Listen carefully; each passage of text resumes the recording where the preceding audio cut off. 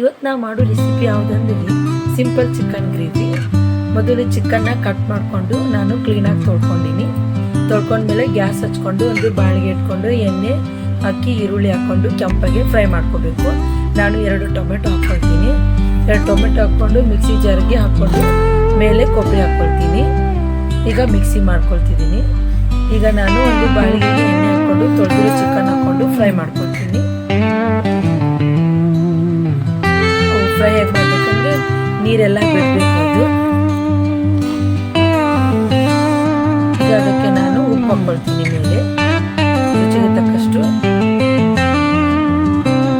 ಹಾಗೆ 1 ಸ್ಪೂನ್ ಅರಿಶಿನ ಪುಡಿ ಹಾಕ್ಕೊಳ್ತೀನಿ. ನಾನು ಖಾರ ಪುಡಿ ಹಾಕ್ಕೊಳ್ತೀನಿ.